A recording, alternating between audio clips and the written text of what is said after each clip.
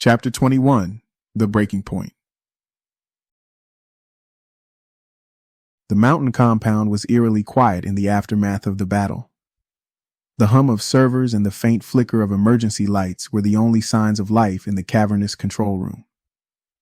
Michael paced near the central console, his weapon still in hand, his mind racing with every possible scenario. Samira was crouched by the main terminal, her fingers flying over the keyboard as she worked to extract the critical data from Nemesis's systems, the tension in her movements mirroring the weight of their mission. Gabriel stood near the entrance, his rifle trained on Carmichael, who sat restrained in one of the high-backed chairs at the center of the room. Despite the chaos around her, she remained unnervingly composed, her calm gaze locked on Michael as if she were the one in control of the situation. Her stillness was unnerving, a stark contrast to the adrenaline-fueled urgency of the team around her. "You think you've won," Carmichael said, her voice smooth and deliberate. "You're only delaying the inevitable. Nemesis isn't just a network, it's an evolution." Gabriel scoffed, his grip tightening on his weapon. "Spare us the speeches. You've lost, Carmichael." She tilted her head, her faint smile never wavering. "Have I? You don't even understand what you've walked into." Michael stepped forward, his gaze sharp. "Then explain it to us. Enlighten me, Carmichael. What's Phase 4 really about?" Carmichael's expression didn't change.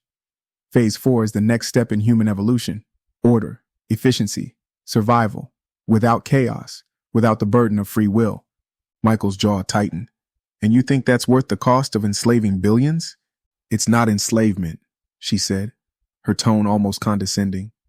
"It's freedom from the burdens that destroy us. Greed, fear, division." Gabriel shook his head, his voice dripping with disdain. "You're insane." Before Carmichael could respond, Samira's voice cut through the tension. "Got it. The data's downloaded." She disconnected her tablet from the terminal, slipping it into her pack. "But there's a problem." Michael turned to her, his stomach sinking. "What kind of problem?" Samira hesitated, her brow furrowed. "Phase 4. It's already active. The activation sequence started before we got here. We're too late to stop it from launching." Gabriel cursed under his breath, his frustration palpable. "So what now?" Michael's mind raced as he processed the implications. "We can still disrupt it. If we take out the primary servers, we might be able to force a shutdown." Carmichael's laughter was soft but chilling. "You're underestimating what Phase 4 is capable of. The system is adaptive. Even if you destroy the servers, the network will reconfigure itself." Michael's gaze hardened. "Then we'll destroy the entire compound if we have to." Samira nodded, her voice steady despite the urgency. "I can set charges at key points. It'll overload the system and collapse the infrastructure." Gabriel stepped closer to Carmichael, his expression dark. "And what about her? We're not leaving her behind to rebuild this nightmare." Carmichael met his gaze, unflinching. "Kill me if you must. It won't change anything. Nemesis will survive." Michael hesitated, the weight of the decision pressing down on him. Carmichael's influence was undeniable, but her death wouldn't guarantee the end of Nemesis. And yet, leaving her alive felt like a risk they couldn't afford to take. "We'll decide her fate later," Michael said finally, his tone firm. "Right now, we focus on taking this place down." The team moved quickly, planting charges at critical points throughout the compound. Every step felt heavier, the weight of what they were about to do bearing down on them. Carmichael remained restrained, her calm demeanor unshaken, even as the countdown to destruction began. Each room they passed told a story of Nemesis's power, rows of servers humming with activity, laboratories filled with experimental technology, and storage bays lined with unmarked crates that hinted at untold secrets. As they set the final charge, an alarm blared, echoing through the tunnels. Samira checked her tablet, her expression grim. "They've activated a lockdown. We've got Nemesis reinforcements inbound."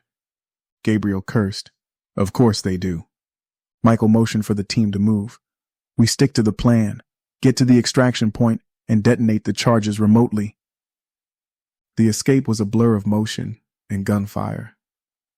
Nemesis operatives swarmed the compound, their coordinated assault a testament to Carmichael's leadership.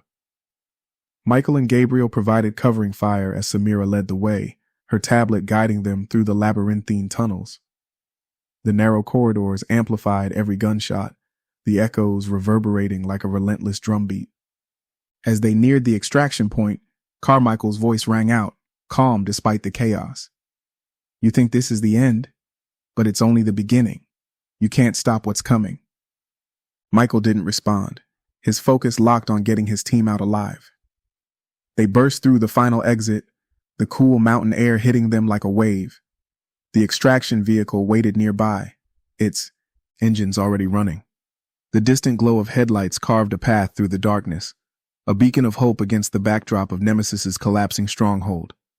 Samira climbed in first, immediately syncing her tablet to the detonators. Gabriel followed, keeping his weapon trained on Carmichael as Michael pushed her forward. Once everyone was inside, Michael gave the signal.